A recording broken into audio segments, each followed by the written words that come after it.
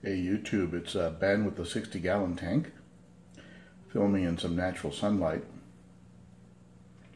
Today's topic is canister tips, and I did a little upgrade to my canister filters. As you know, I run two Sun 302s on the 60-gallon, and what I did is I did the final step that I wanted to take with these canisters, and that was adding some sponge filters at the bottom that were egg crate sponge filters. And I'll try and splice a video that I made earlier that'll show what I did with the sponges. So now when water comes into the canisters, the water, of course, from the tank travels to the bottom of the canister, where it hits some ceramic rings. They're just there to break up the water. Then the water travels up the canister, returning to the tank, and travels through coarse egg crate sponge, medium and fine sponges. That's all in the bottom basket of the Sun 302. And then what happens is it goes through BioHome Ultimate, and then Marine Pure, and then hits a pouch of Sechem Purigen, Sechem, and then returns to the tank. This is some natural light filming that I'm doing here. You can see the water quality is excellent. There's a Xerox in there with a yellow dorsal fin. You can see them come into the shot every now and then. You'll also see a flame tail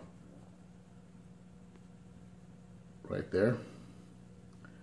Little flame tail. These are some recent acquisitions from Ames Altitude Aquatics. Ames Altitude Aquatics in Colorado Springs. And just acquired those two fish. They're beautiful fish.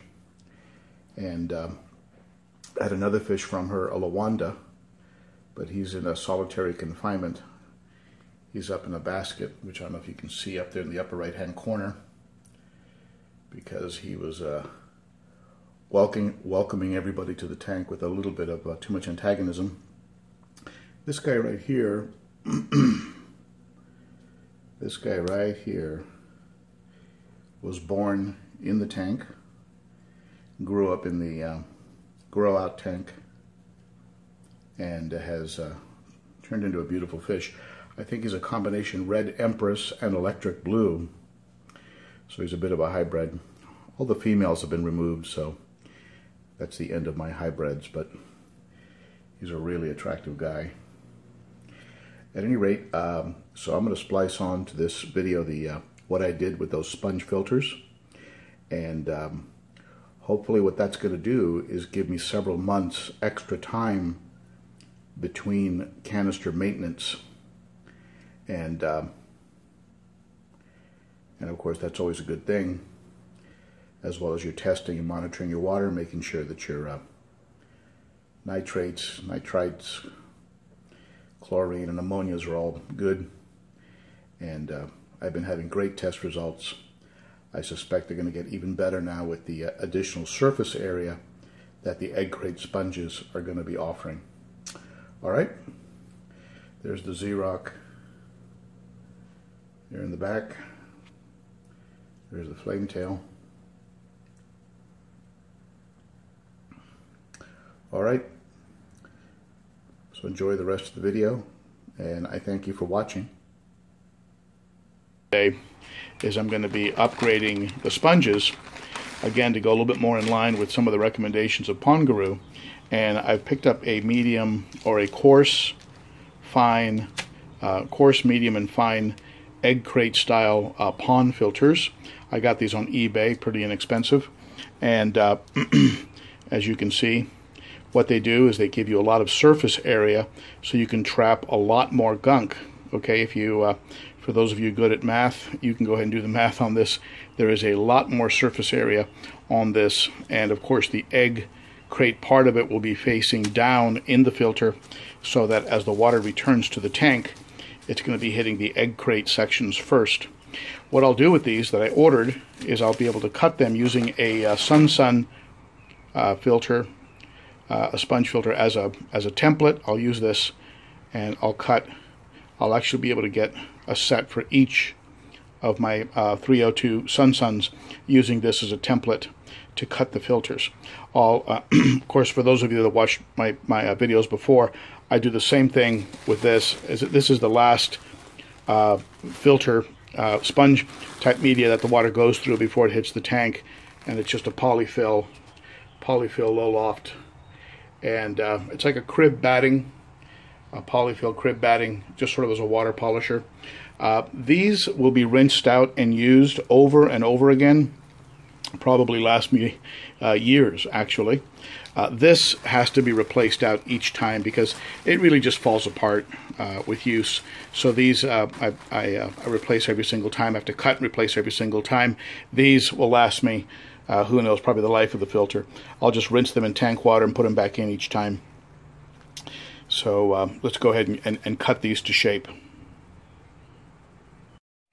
Alright, so using this as a template, I was able to then cut all these pieces, including the batting, the crib batting, polyfill crib batting.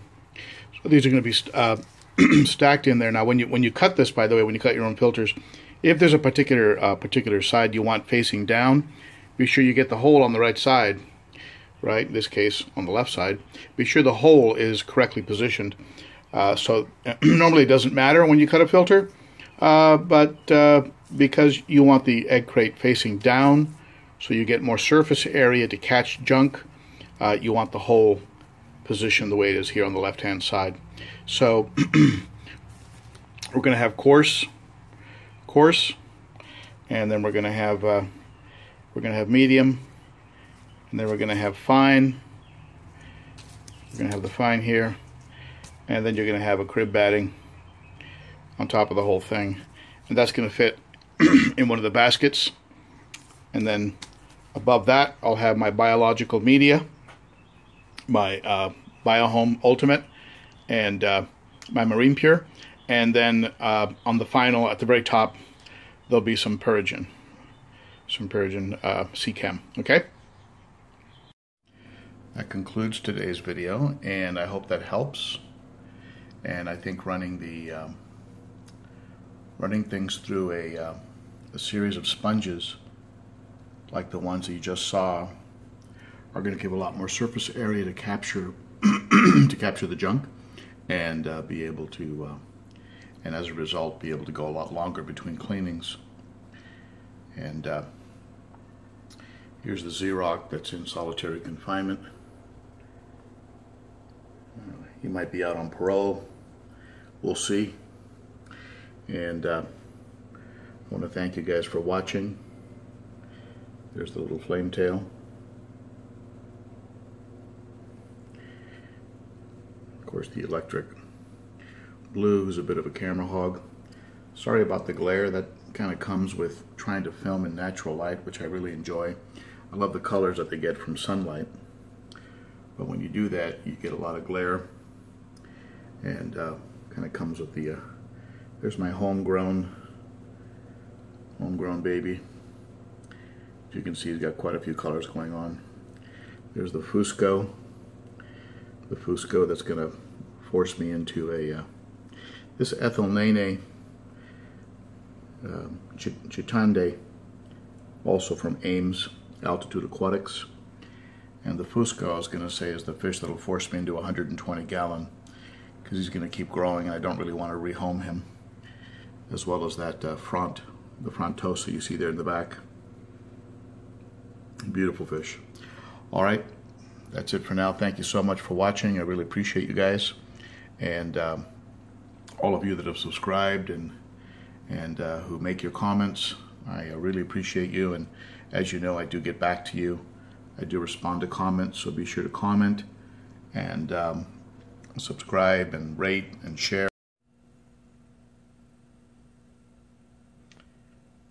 As you know, you're all greatly appreciated.